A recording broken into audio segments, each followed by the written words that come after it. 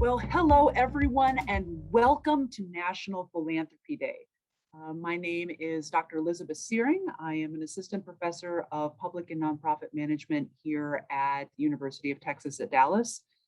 For most of the last 10 years, I've spent my time teaching and researching about how nonprofit organizations go about their jobs, which is really kind of getting the hard work of society done. And one of the crucial pieces in how that actually happens is how nonprofits get the resources to do this work. And philanthropy is a really, really big part of that. So before we get started, I want to thank a couple people. First, we'd like to offer a sincere thanks to all of those in the public and nonprofit management program, to those at the School of Economic, Political, and Policy Sciences here at UT Dallas. Thank you for bringing us together. We would also like to thank the Office of Development and Alumni Relations at UT Dallas. They facilitate these kinds of kind of lifelong engagement with UT Dallas alumni and friends in order to build support for the university. The philanthropic gifts that UT Dallas receives from alumni, friends, and institutional partners enables the university to attract and retain faculty, recruit and support students, and really enhance programs and departments in order to better make a significant contribution to, I would say, the region, but really to the nation and the world at large. Many on the development and alumni relations team are also proud UT Dallas alumni and students. And the team is really grateful for the opportunity to stand with EPS and with the Program for Public and Nonprofit Management today in supporting today's conversation with an EPS alumna, Kezia Stegemoeller. So today's conversation is about philanthropy. Now, when we hear this word, philanthropy, we think a lot of things. Some of us might be thinking Carnegie, some of us might be thinking Gates, but philanthropy, the act of giving, really is about so much more. And most of us are already philanthropists. So today we want to explore some of what it means to participate in philanthropy and to work in philanthropy. And we are very, very fortunate to welcome back to UT Dallas, one of our own, Kezia Stegamaller. Kezia, she joined the Dallas Foundation in October of 2020 as the Senior Director of Donor Engagement, which is a brand new role. She serves really as the foundation's liaison to supporting organizations and manages their donor services team. Kezia served before that most recently as the founding executive director of the Friends of Barack Obama Male Leadership Academy, which is a nonprofit that supports the first public all-boys school in Dallas ISD and North Texas. Kezia raised funds and leveraged relationships to support the school's mission and programs in the areas of college and career readiness, student exposure, and faculty development.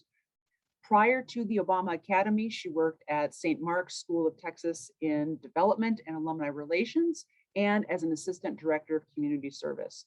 We are very proud and very happy to welcome you back, Kezia. Thank you so much for joining us. Thank you, Dr. Searing. I'm so happy to be with you today.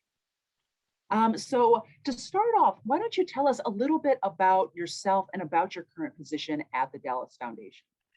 Yeah, I'm happy to. So I just celebrated my 1-year anniversary, as you mentioned.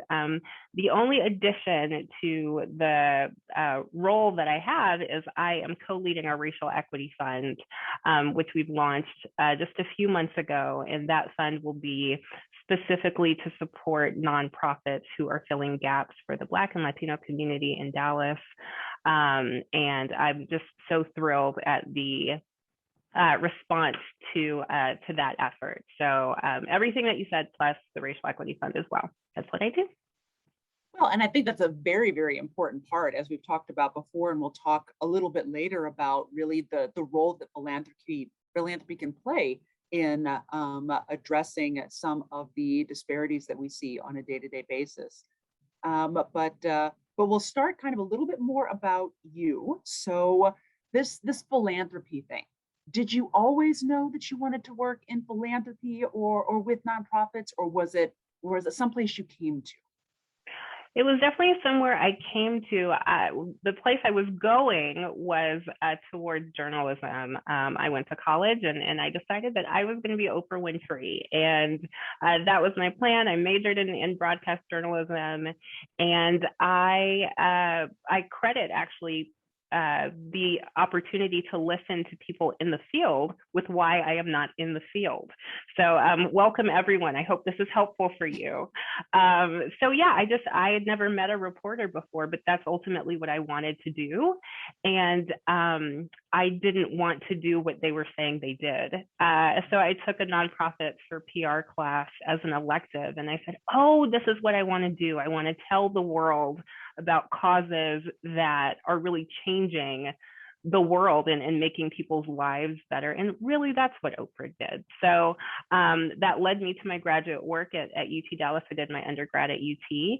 And yeah, I've just been following the philanthropic path ever since. I thought initially I might have gone into corporate philanthropy first, but I was given some really great advice from someone who had done corporate philanthropy, and she suggested that I start at an agency level to learn how to ask for the money that corporate philanthropists are ultimately giving away.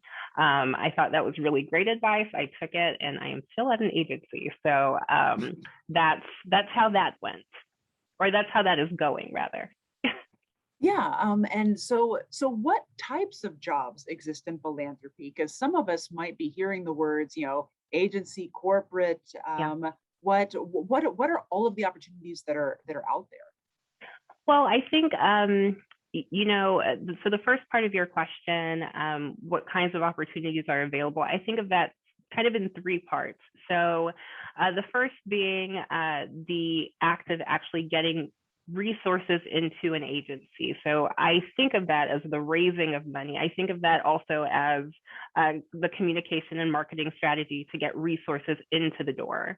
So I think of that as one piece. The second piece would be the application of those resources to clients. So maybe that's programmatic. And I think the third piece would be everything that supports that. So that's the finance behind it. That's making sure that you have the data so that you are reaching out to the correct people, and being able to report on the strides that you're making towards your mission and goals. So I think in philanthropy, I think of those three pieces, but I did mention there's an agency level, so just really the nonprofits in the community, but then there is a corporate strategy as well. I think increasingly over the last 2 years or so, we've seen a lot of the expansion of DEI programs in corporations. I think maybe in the last 10 years or so, I think people at companies have really demanded more of a work-life balance. And I think corporate philanthropy and philanthropic strategies are being tied often with diversity and inclusion initiatives at corporations. So I think that's also maybe a space that folks may want to live and find appealing as well. Oh, that's interesting. So you had mentioned how these conversations with journalists or with other people were really instrumental for you finding your path. What do you think was the most important thing that you learned while you were in school that you use in your job right now? And this can be graduate or undergraduate. We will share this knowledge seeking with UT Austin. But we're really curious.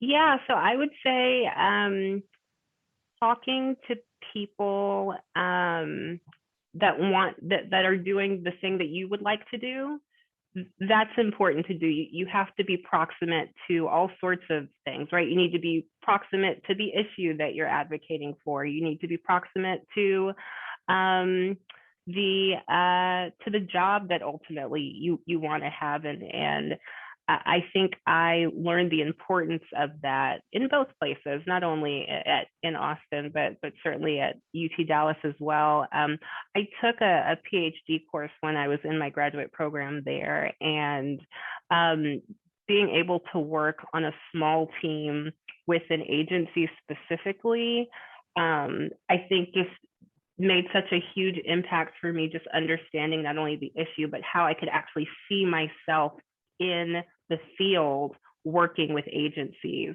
My final project for my public relations bachelor's degree was a very similar project.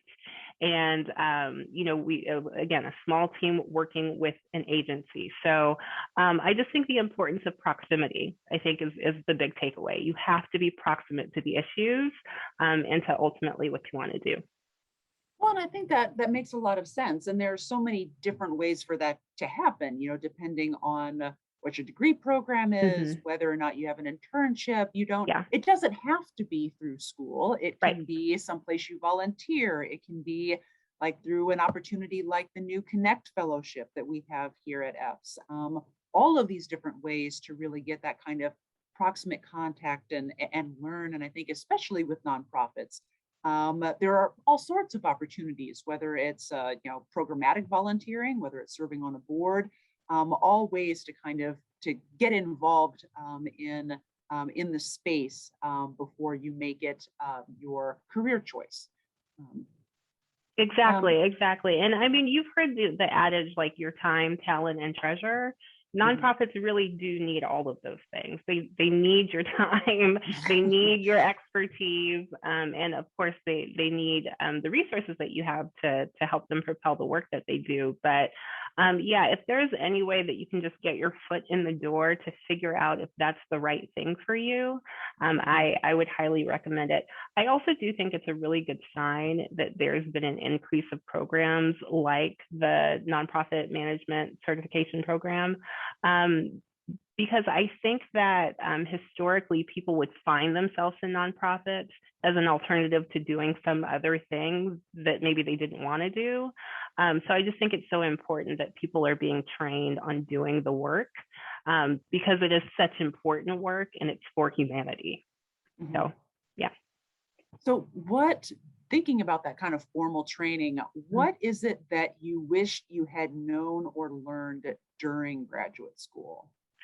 So I will say that I think the program prepared me excellently, but I think I should have spent more time not paying attention to, but just really accepting how important the 990 was going to be. I am so grateful for the class that I took that taught me what that form was, because when I showed up at my first nonprofit, I sounded like I knew what I was talking about. But that form, it can be very goodness. It's a very complicated form, and there was a course that I took there. I don't remember the name of it, but I wish that I had paid attention a little bit more. Yeah. It's a good class. It's a good class. I was like, what am I going to need this text document for? But you need it for everything. Yes. And for all those interested, I can definitely hook you up with some quality Form 990 training in a couple different classes. So great. Feel free to reach out, anyone in the studio or virtual audience that is interested. So let's take a step back away from kind of the story that you are weaving for Kezia and think about philanthropy more as a broad concept. Who can be a philanthropist? I know that there's a lot baked into that word, and you and I have talked before about how problematic it is and how much bigger we should be thinking. Yeah, that's right. So I think if you start with the word, the root there is philo, and it's a love of humankind, or a love of welfare for others. And I think having that as the basis for your understanding of what it is really helpful. There's a word in Swahili called Ubuntu. It's a concept, really. And the translation is, I exist because you exist, or I am because you are. And I think of philanthropy is that way as well. And if that is your guiding principle for the work that you're doing out into the world, then everyone can and really should be a philanthropist. I have a neighbor who is in his 80s, and he fixes the benches on the playground at the elementary school in our area. And he gave me a jump for my car last week, and he's going to be editing videos for the middle school band this semester. That man is a philanthropist to me, because he has no vested interest in any of the children. He doesn't have kids or grandchildren in our neighborhood, but he is so invested in literally the community around him. So I think that the names that you mentioned at the beginning, right? The Carnegie, the Rockefellers, you think of these big, splashy names, but the truth is, what are you doing for your neighbors, just the people in your own backyard? So yeah, I think we just need to look closer to home. And I think that, especially in this day and age, it's really easy to look online and think that there is like a quick fix to a lot of issues, or maybe if I just hashtag this means I'm, supporting this cause. So hashtags are cool. And from a marketing perspective, it's great to group hashtags together so you understand, what conversations are happening. But you actually need to do the work and get from behind your computer screen or phone and give the time, the talent, and your treasure. I'm always so curious when some social movement happens and people are so quick to hashtag and so quick to change their profile picture to something. I just wonder, like, did you even give to that nonprofit that you're talking about? Did you even look into the work that they're doing, or how you can help them? So that's a long answer to your question, but the short answer is everyone gets to be a philanthropist. And in some ways, you probably already are. So is there anything that students or other listeners should understand about being a philanthropist, other than kind of what we've talked about in terms of being place-based and actually giving, not just hashtagging about giving? Yeah, I think listening is a big part of it. Listening and knowing your history. I think that, in my own experience, I've seen folks come into a space and say, well, I'm going to give this, whether it's some resource or anything really. As an example, in my previous role, you mentioned I worked at a school, or I worked to fundraise for a school that supported young men. Well, I had a potential donor come into our space and tour. And at the end of the tour, keep in mind, these are all minority males. The potential donor says to me, well, I'm going to donate swim lessons. Now, I had said nothing to them about swim lessons. And that offer of swim lessons says more to me about them than it did about the boys and what they needed. Mm-hmm. That was not a swim program, right?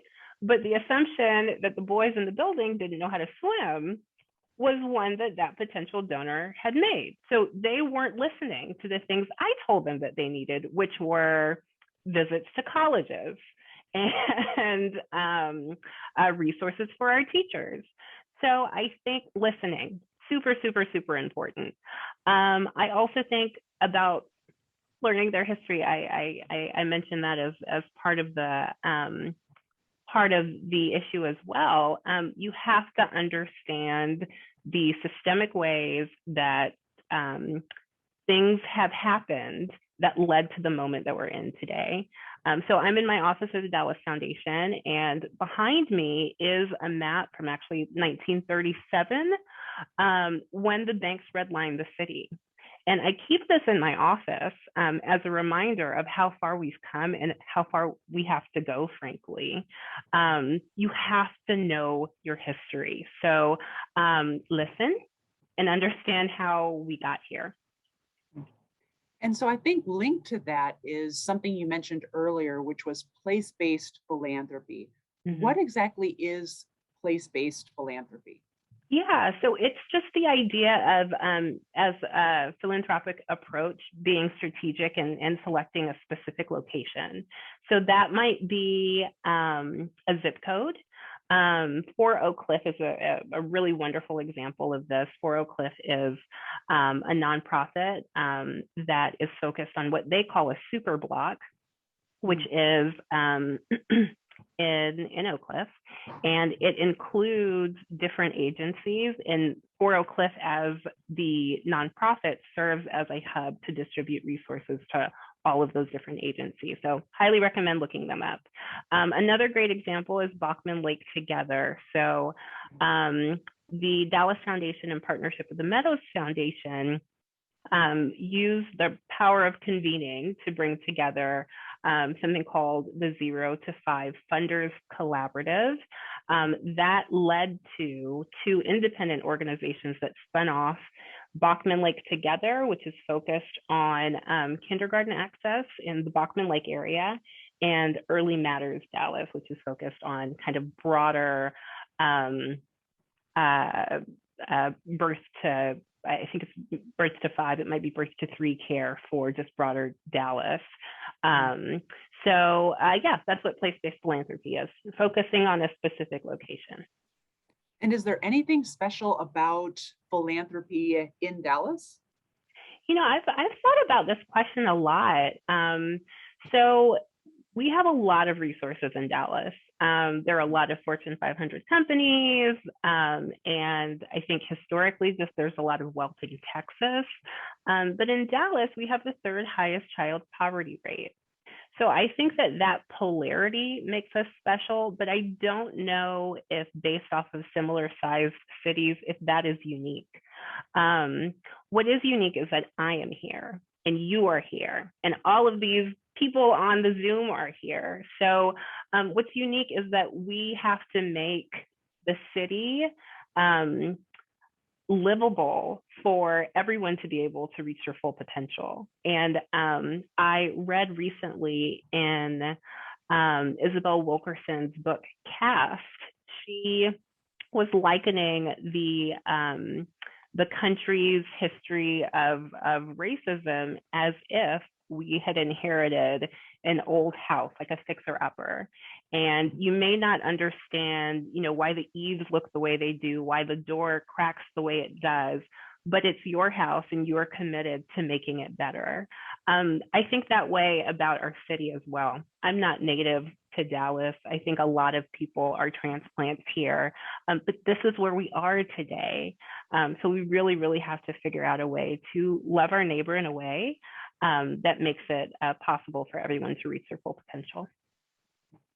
And you put together an absolutely fabulous one-page list of readings for me, and you're so gracious. You're allowing us to share. So when this video is posted, we will be making Kezia's Guide to Dallas Philanthropy available to everyone to, I would say, look at what I think are some really important readings in terms of really wrapping your brain around what place-based philanthropy, especially here in the Dallas-Fort Worth area, looks like. So thank you so much for sharing that and for sharing that with our broader audience. Absolutely. And so in terms, thinking about Dallas, what role can philanthropy play in addressing and overcoming racial disparities? And I know that this is a project that you are, really kind of moving forward with at the Dallas Foundation. And so we would love to hear more.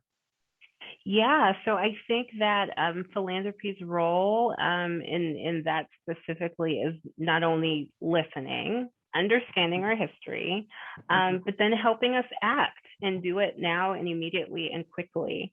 So as I mentioned, we launched this fund about a month and a half ago, and we've raised about $1.3 million. And I'm really excited about that. I think this fund has a lot of potential to do really good work.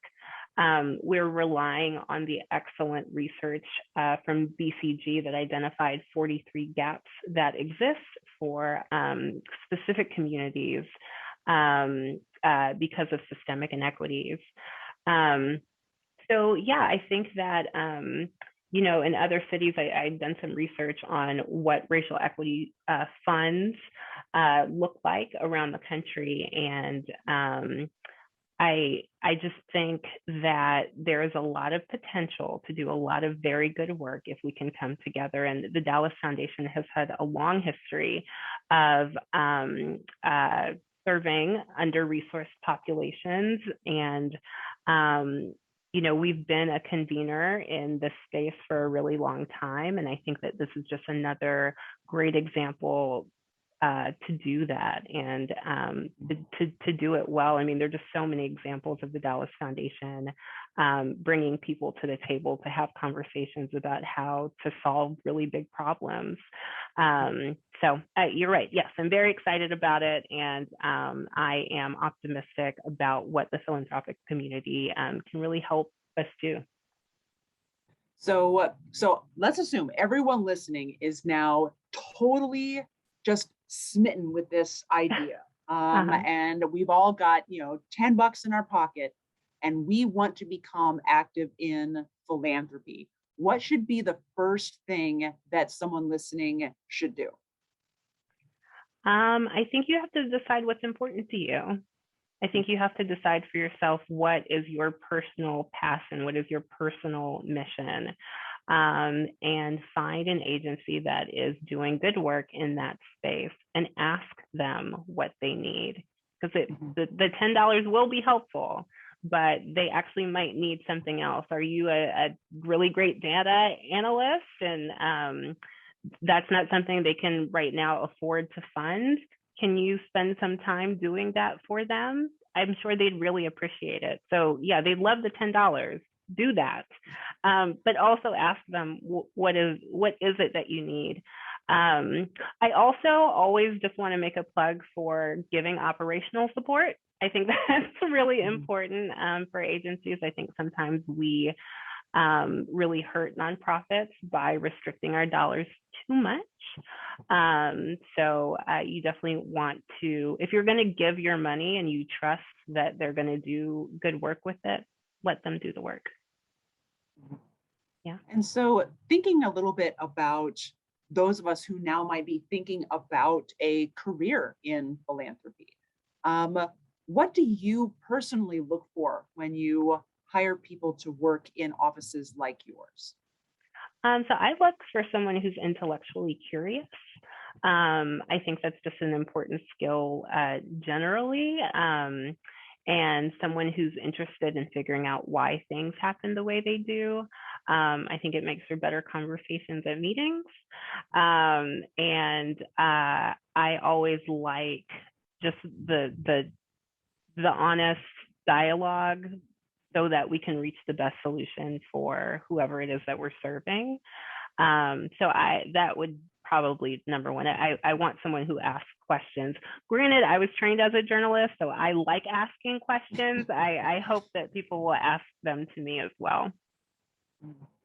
So I know that there are students that have come to me and they're like, well, I can't go into fundraising because I can't do math, or I can't go into fundraising because I'm shy. And it really sounds like you're saying that you'll take people with both of those conditions. It really is about an interest. It is. It is an interest. And, I was explaining this to a friend, like, yes, I've been a fundraiser, but I really view myself as someone who has fundraised. I still think of myself as a storyteller who just asks people to come along a journey with me. And certainly with this racial equity fund, that's what we're doing. I mean, we're asking you to come alongside us and invest with other like-minded individuals into this fund. So I think it's a great thing if you're shy and you're not so sure about fundraising. There are really shy philanthropists, and you could have a connection with that person. So that's a good thing, you know, find that common ground. But it's really, are you comfortable telling a story and being able to provide a window to people who may not understand an issue yet? Can you do that effectively?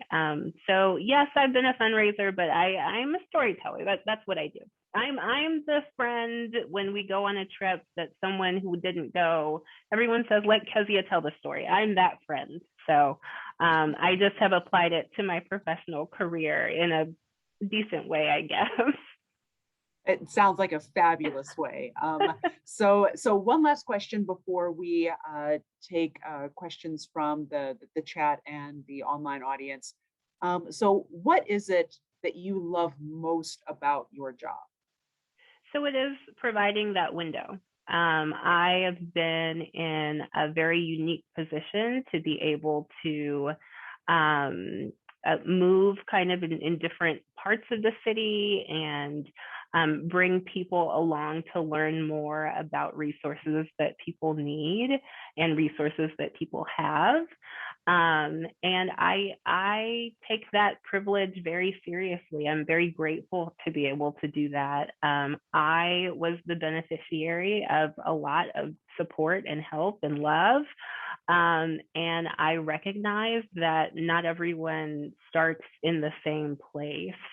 So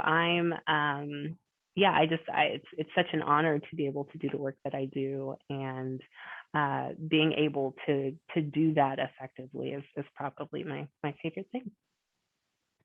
And we do have a couple questions coming in the chat. Okay. And so the first is kind of an operational one.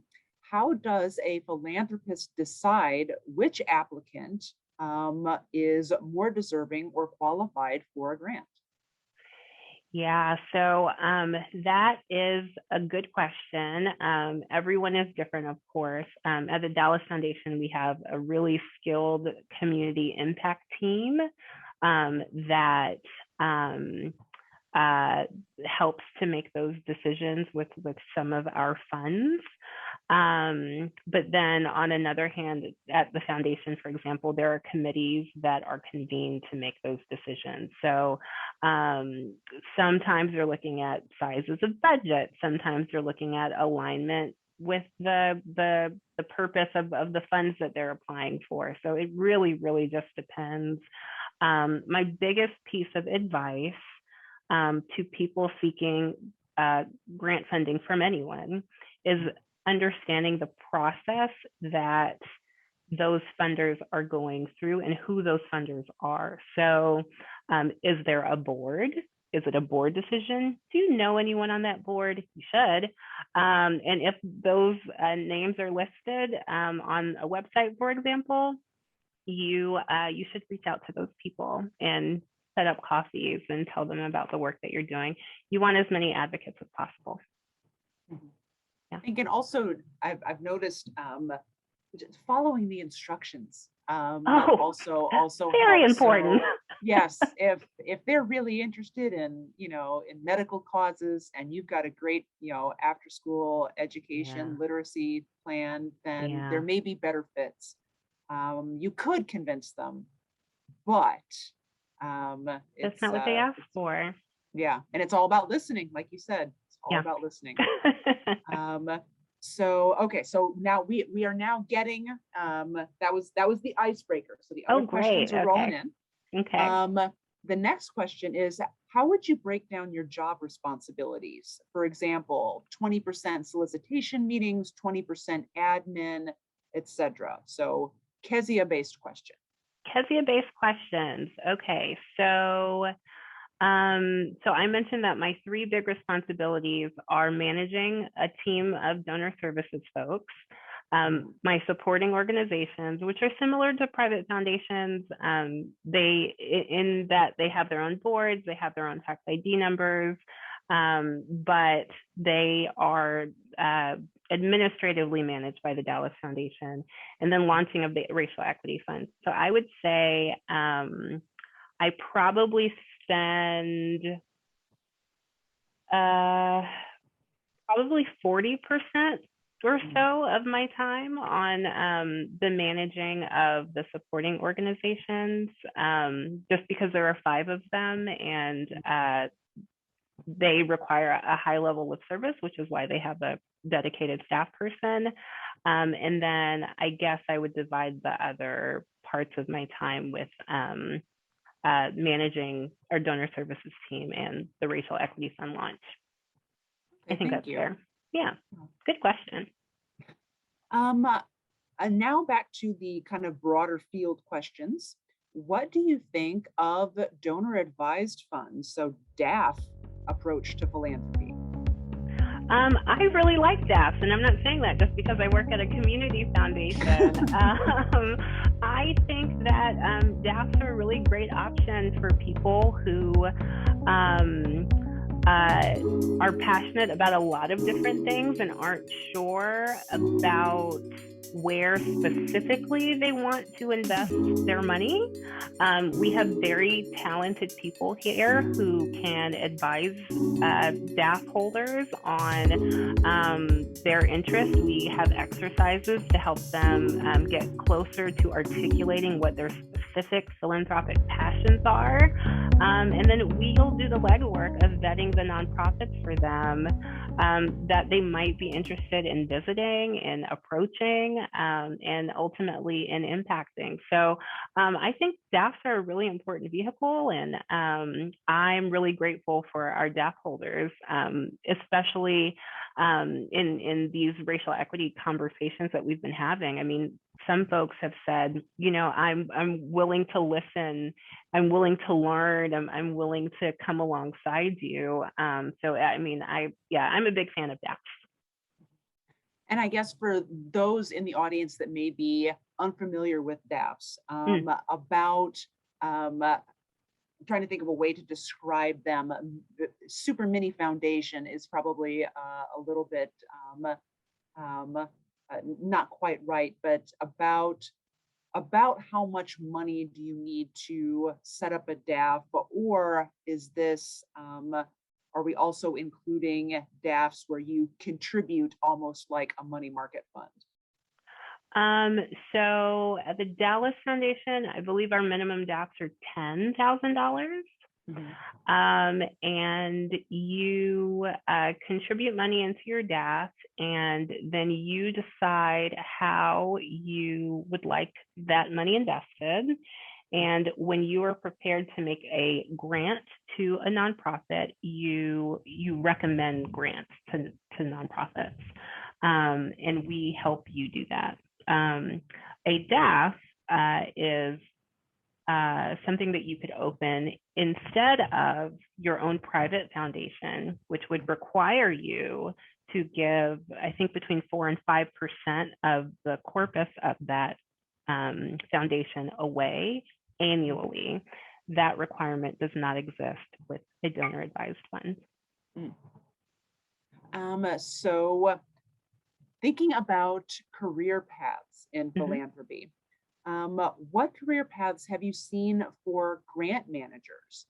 Have they all worked in the nonprofit field before moving into grant evaluation, or are there multiple pathways? I think it's helpful when people have experience, but it's like the chicken and the egg argument. How can you get experience if you don't give me a job? Like, that's silly.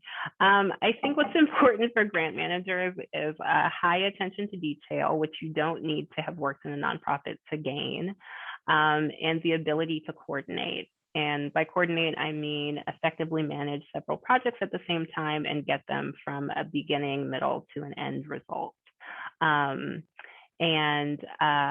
You don't have to have worked at a nonprofit before, and we don't have a staff that has solely worked at nonprofits. People have come from all different industries. We just hired someone recently on our finance team who had a very long career in the private sector. So yeah, it's not, you don't have to always have been in the nonprofit world.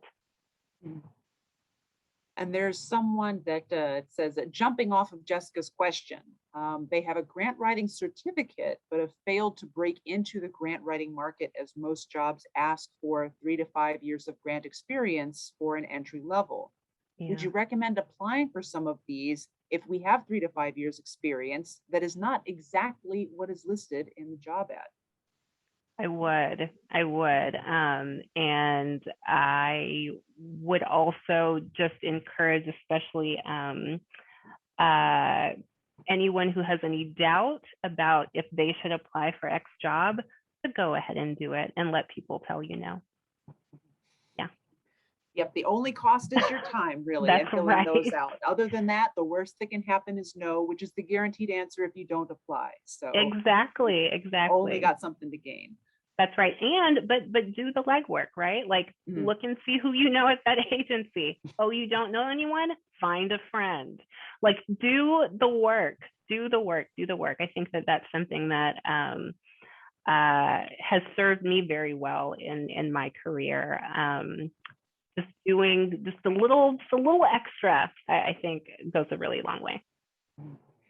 And now we have a question that is about small nonprofits. So the question asker asked specifically about what supporting document is most important for small nonprofits, but I think I'd like to expand that out and just say, so when small nonprofits apply for grants, it can be hard to catch the attention compared to some of the larger nonprofits. What should a small nonprofit do when trying to compete for grants against larger nonprofits? Network like crazy. I ran a small nonprofit. The agency that I referenced, I think my budget was $300,000. I was it. I was marketing, I was finance, I was all of the things. And I spent half of my time, not even half of my time. I feel like I probably spent 70% of my time not in my office because I was out and about meeting. Now this is pre-COVID, right? Things are very different now. Yeah, very, very different now. But I would just do something called chunking, which is dividing my time and then getting all of my administrative things done like on the same day. And then I just spend the rest of my time out meeting people and talking. I mean, you have to get face time with people, make the memorable experiences as positive as possible for the people that you're getting in front of. You have to give people a reason to tell you no. And you have to make it really easy for people to tell you yes. So even the way I would ask questions, the only answer really is yes. So you have to have a compelling mission. You have to have a compelling message. And you cannot forget customer experience. It sounds very salesy, but that's a really important part of, I think, the success of small nonprofits. Like, what do people see and feel and take away when they are in your space? I had the benefit of very, very smart young men to introduce my potential donors to in my last position. But I just knew if they just met the young men, I just knew they would say yes. They just had to meet them. But I also spent time before the visit walking the hallways and making sure I was giving the best presentation possible. And after that tour, I would, do my follow-ups and I'd reach out. And I spent a lot of time thinking about what people were going to experience at every step of the way. So yeah, you kind of have to think about all of the things. I think on paper, though, you need to make sure that your request matches your budget in a reasonable way. So if your budget is $30,000 and you're asking for $1 million, you need to understand what that looks like. But getting back to something I said previously, you should talk to people that are doing the thing that you want to do and see what they're doing. So, yeah. That makes sense. Yeah. So are there, just had another question come in. What motivated you to work in a nonprofit agency instead of corporate America? And do you see yourself fitting in better in corporate philanthropy now? What factors should graduate students especially be considering when thinking about where to head immediately after graduation? So a lot to unpack there. What motivated me? A conversation with someone who had done the job. So the person I spoke to ran corporate philanthropy for one of the big four accounting firms. And one of her, not criticisms, but one of her observations was that people that work in corporate philanthropy do not understand the nonprofit landscape. So I needed to be able to do that. I'm getting really good at doing that because I've been doing it for a while now. The second question, what was that, Dr. Searing? There was what motivated you. Mhm. Do you see yourself as a better fit in corporate philanthropy now? And even if you are a better fit, I think my follow-up is, would you act on it? Or is it, you said that you're happy that you were in an agency. What is it? Is there anything that corporate philanthropy could do to pull you away? Or is the narrative still unfolding? That's a great question. I am gonna defer to Michelle Obama on this one and say, I'm still becoming who I'm gonna be. I am very grateful for the work that I'm doing right now, for sure. But I'm open to what that may look like in the future. I think for my family right now and just the work that we're doing is just so exciting and thrilling. I am very happy where I am right now. And then the last part of the question was about how a grad student should be thinking about this. Yeah. So in terms of, I know one of the things that we talk about a lot is, you might get a higher salary working in corporate philanthropy, but there are benefits to working in different sectors, especially because at UT Dallas, as in many places, the classes about the nonprofit sector are in the school where we teach about government as well. So there's always a question, really up until graduation day, about what sector it is that you want to work in, because everything's got kind of its pros and cons. So what should a graduate student that is approaching their release date be thinking about when trying to decide what sector to join? That is a great question. I remember when I was nearing graduation, I had an interview at St. Mark's. I had an interview at the food bank, and I had an interview that I kind of forced my way into having at one of the big four firms in New York for a role in their corporate philanthropy, on their corporate philanthropy team.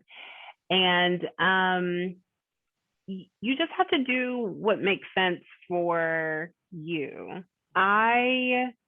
It would have been a lot for me to have financially, for me to uproot myself to start an entry-level position in a corporate place, yes, but in New York, right? But the standard of living in Dallas is very, very, very different.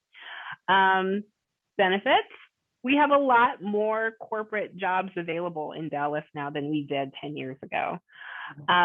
So you just have to do your analysis. I am a big list maker, so you should just consider that. But you also have to consider like the type of person you are and the work-life balance that those jobs will either provide or not. I don't really work on the weekends in the role that I'm in right now, but at another agency, I was. So it just depends. Benefits. That's also something that you should consider. Some corporate firms pay for more in terms of medical coverage. That might be really important to your family, was important to mine. So yeah, there are just a lot of factors, and salary is one thing, and it's an important thing. But there are a lot of other things. Are you working on the weekends? How much vacation do you have?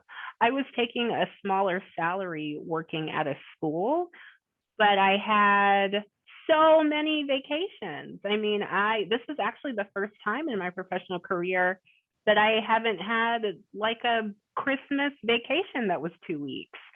So I don't know. Are you ready to give that up? Those are the things that you have to think about. There are a lot of factors. I say write a list. Well, and I think that it's also, like you said earlier, we're all still becoming. So regardless of what sector you choose right out of school, whether that's undergraduate, graduate, it's that you're not locked in. Right. That you're gaining skills that are going to be valuable to a number of potential different employers. And there's a lot of moving back and forth between sectors. If you're there to make sure that, the homeless are fed, then you can be doing that in any number of ways. It's really all about how your own narrative fits into the larger picture. And that's going to change, year by year as everything evolves. So that's right. So I think that works well. So we are almost at time. So I know this is just so natural and so fun. So so just to make sure, we have people kind of coming in and saying that you're awesome and thanking you. So I think I am going to thank you. just join them in that. Thank you again for having this conversation with us, especially on National Philanthropy Day, which I imagine is a crowded day for everyone in the field. So thank you for carving time to be with us. And again, thank you for providing that list of readings that we'll be making available. I know I am on the list for the new printing of the accommodation. When the nonprofit publisher, also another nonprofit here in Dallas, Deep Vellum, starts printing those off. So I'm benefiting from that, and I'm really, really happy that you were gracious enough to share those resources with our audience here. But thank you so much. We're so very proud that to have you as an alumna, and very happy that you've come back to share your wisdom with the rest of us. So absolutely. Thank you to EPS, to the Public and Nonprofit Management Program, and to the office, the Development and Alumni Relations team. Thank you to everyone for making this happen. And thank you to the audience for joining us at noon on a Monday. With the holidays coming in, thank you for joining us and being part of this experience and welcoming Kezia back. So thank you, everyone. Go Comets. Thank you so much. You're welcome. Bye everyone.